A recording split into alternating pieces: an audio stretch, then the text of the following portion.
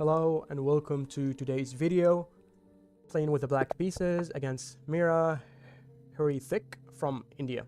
So I've noticed that that people started playing good chess once I got to the 800s. So we'll observe. Maybe we'll start playing some advanced opening, but I don't think we are there yet. So we'll see. I'm assuming that once we reach, so he plays the Scotch. I think that once plays the Scotch Gambit. Okay, so we know that this bishop move allows some tactics, so we'll just avoid that.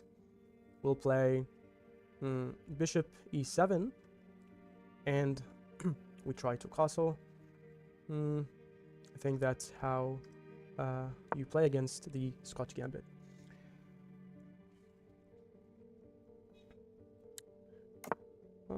Okay, I could play my knight here, but I don't want to play against this bush. I'm not sure about d6 as well.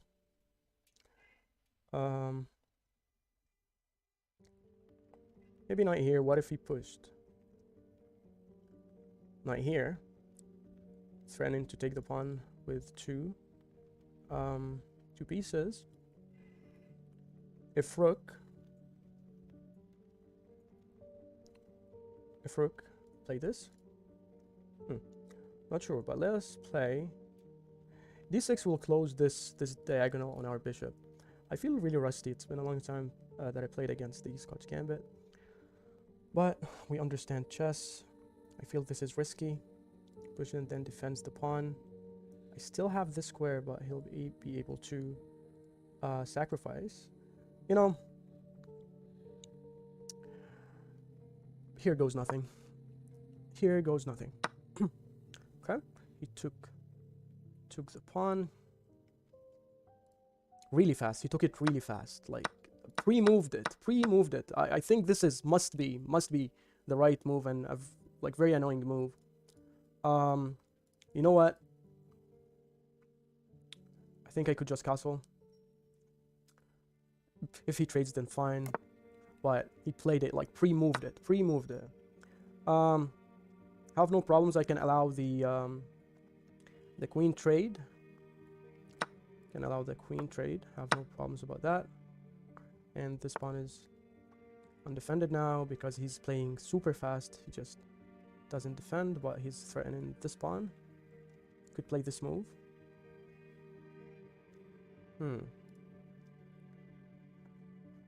Could take the pawn and then, but rook. I like this move. Fork. Do I need to defend this pawn? I'm not sure. Maybe bishop here. I want to take the pawn, but what if he played this move? F5. F3.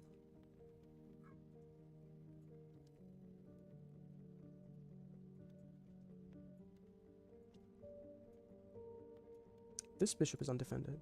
And causing a lot of problems. But this pawn also undefended. What here? Why he plays a fork, and then do I have anything? I have this move. It does nothing though. I have this move. He takes the pawn. I think I messed up. Taking the pawn. That's, you know, oh, okay. Just take the pawn, right? Take the pawn. If he played rook, take the pawn.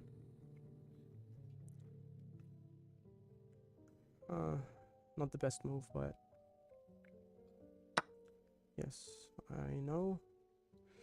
I guess bishop here is actually a good move. Rook here, not here. Rook here is a good move just to sort out this problem with the knight, defending this bishop. It just ended up to be a pawn trade. So nothing major. I want to play my bishop here, but that's an easy fork.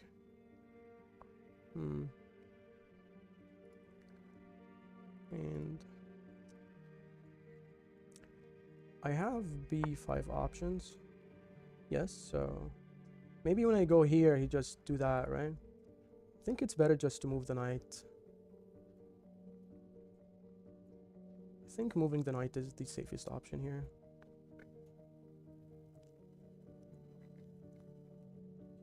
Yeah, moving the knight, then moving my bishop, defending my rook. Game is not looking good.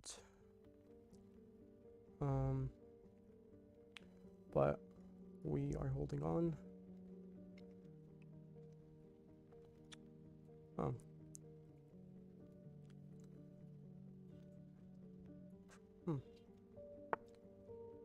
Okay, you're thinking. I think this move was a good move. I have no idea why he didn't play it, but I think bishop here is a good move. He's preparing to bring the rook here, and we could bring the bishop out. Maybe here, let's try to tempt him to make some weaknesses on the king side. And I'm thinking of this move. Threatening to take, but he takes with check. I take with check, and then he can't move his knight. Ah, that's a late move. I've already... That's a blunder, bro. Please. That's really late. It was good before I defend my rook with the other rook. That's a free piece. Like, think for God's sake. Yes. Like, do you have a plan?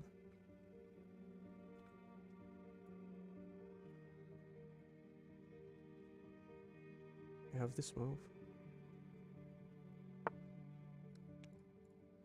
Yeah, but you know how it goes right now. Just liquidate all the pieces. You know, I'll keep this bishop here. Keep this bishop here. I'm not sure what you're trying to establish here.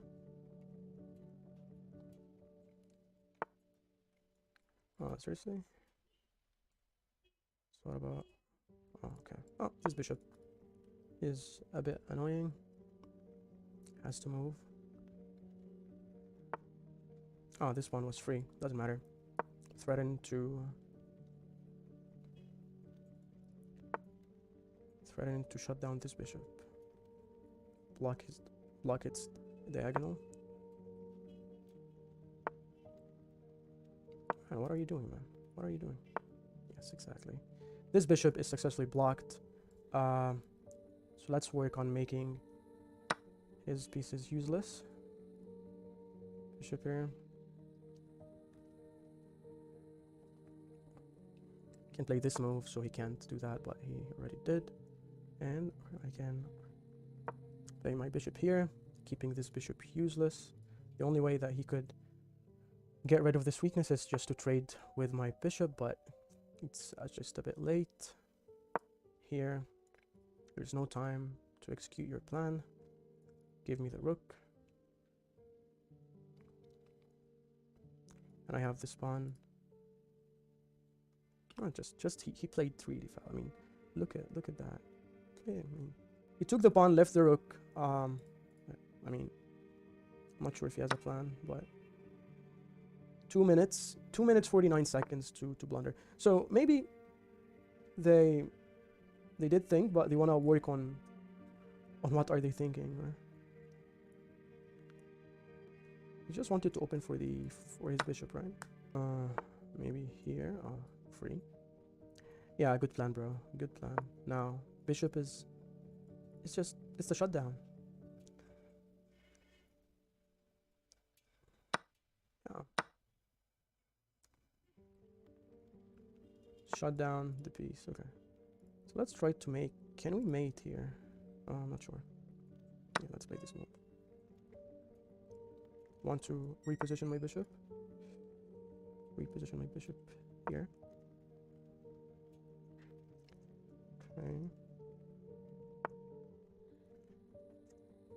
That's like a sacrifice because you wanna mate me? You don't understand your point. Okay, never mind. Let's mate with a king and a rook. Check.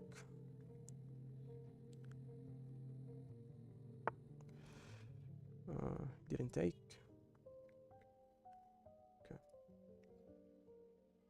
I don't know.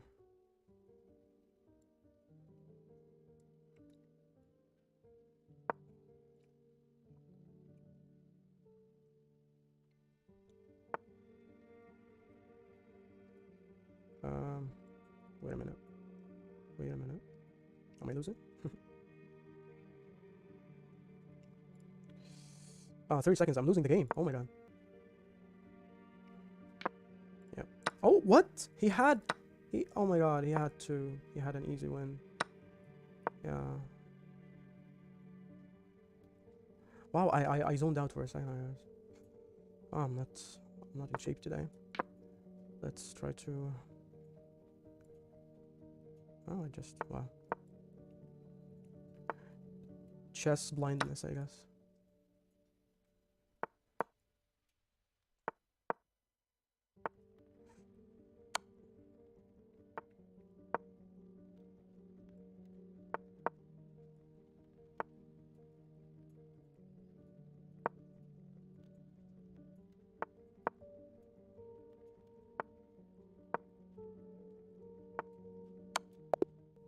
I'll be taking a break, I guess. But let's check. So let's see what happened. He tried to play the Scotch Gambit, so I played this move. I'm not sure if that's the best move. Let's check. What's the perfect answer against this move? It's gonna be Knight f6. Knight f6. What happens after that? He pushes a pawn, and then the best move is d5. Okay, now we know. However, I played this move still in the textbook. He castled. I played the knight. I really thought that pushing here is the best move, but obviously it's an okay move. I'll just go here. He played the best, surprisingly. I castled. He took, no idea why, but he pressured me a bit here. The game is equal on the engine, but I felt pressured. Played this move, took the pawn. He took the pawn. And then I defended the bishop because I was like really afraid of some rook e1 stuff. He played it anyways. Dropped back my knight. He played his knight, best move as well, and then this blunder. However, we respected the threats. He played it anyways, played it in like really fast. Then took the piece. He traded. I kept my bishop. I should have taken the pawn, but I didn't. I just played this move and then here and then. I think this is a really good concept that you can, if there is like this knight, for example, a bishop, like any piece, you can work on deactivating it. Like here, this bishop has to go here. It has really a long way in order to be active again. If there's a knight, like work on like studying how can I dominate the knight squares, for example. And it's a game of squares, you know. You study the squares, you know which squares is weak, which squares is strong. And the key squares in the position, I have to control the square in order to win or have a better position. And that's what happened here. Bishop is dominated. And then here, maybe this was not the best move because I gave this option to the bishop to be traded to my strong bishop. However, he just ignored me. Should have taken this pawn actually with tempo. I didn't see it. I saw it the other way. Then he left the rook, tried to push, and here I started to fall asleep. I traded my good bishop into his like bad one, which is, I mean, because he was threatening some check here and stuff like that. And then here I don't know what happened, but obviously it worked. I thought he takes here. I take the pawn. He takes the bishop. I believe that was the best that he could do. I wasn't afraid at all if from stalemating because I know that he had this pawn. So I kept like moving pieces fast because I know he had this pawn. If I still mated the king, he still have this pawn to move. So I would just like playing anything until mate was clear. I hope you picked on some concepts and some new ideas. See you next video.